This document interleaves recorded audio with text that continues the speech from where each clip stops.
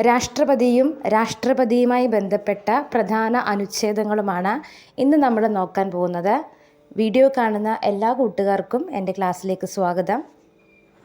First article 54. Not ചെയ്യുക, article 54. രാഷ്ട്രപതി തിരഞ്ഞെടുപ്പിനെക്കുറിച്ച് പ്രതിപാദിക്കുന്ന ആർട്ടിക്കിളാണ് 54.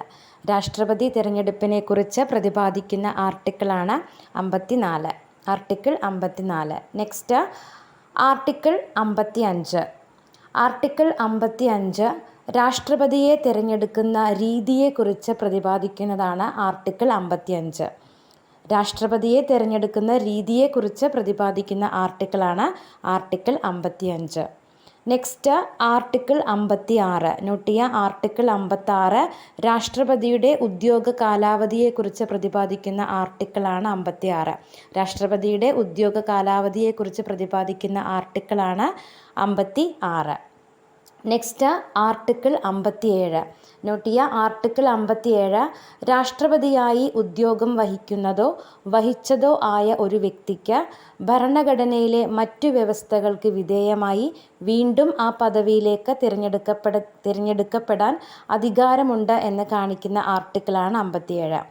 നോട്ട് ചെയ്യുക, രാഷ്ട്രപതിയായി ഉദ്യോഗം വഹിക്കുന്നതോ വഹിച്ചതോ ആയ ഒരു വ്യക്തിക്ക് ഭരണഘടനയിലെ മറ്റ് വ്യവസ്ഥകൾക്ക് വിധേയമായി വീണ്ടും ആ പദവിയിലേക്ക് തിരഞ്ഞെടുക്കപ്പെടാൻ അധികാരമുണ്ട് എന്ന് കാണിക്കുന്ന ആർട്ടിക്കിളാണ് 57. നെക്സ്റ്റ് ആർട്ടിക്കിൾ 58 രാഷ്ട്രപതിയായി തിരഞ്ഞെടുക്കപ്പെടാനുള്ള യോഗ്യതകളെക്കുറിച്ച് പ്രതിപാദിക്കുന്ന ആർട്ടിക്കിളാണ് 58. രാഷ്ട്രപതിയായി തിരഞ്ഞെടുക്കാനുള്ള യോഗ്യതകളെക്കുറിച്ച് പ്രതിപാദിക്കുന്ന ആർട്ടിക്കിളാണ് 58.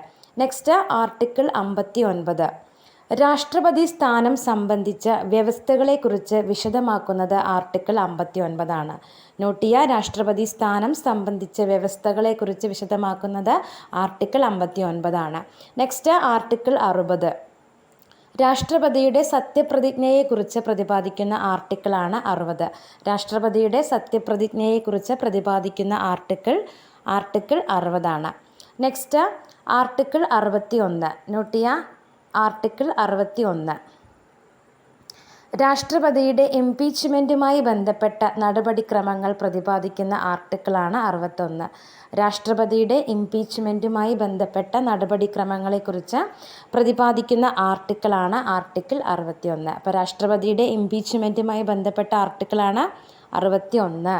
നെക്സ്റ്റ് ആർട്ടിക്കിൾ 62 രാഷ്ട്രപതിയുടെ ഒഴിവ് നികത്താൻ തെരഞ്ഞെടുപ്പ് നടത്താനുള്ള സമയവും യാദൃശ്ചികമായി ഒഴിവ് നികത്താൻ തിരഞ്ഞെടുക്കപ്പെടുന്ന ആളുടെ കാലാവധിയും സംബന്ധിച്ച വിവരങ്ങളാണ് ആർട്ടിക്കിൾ 62.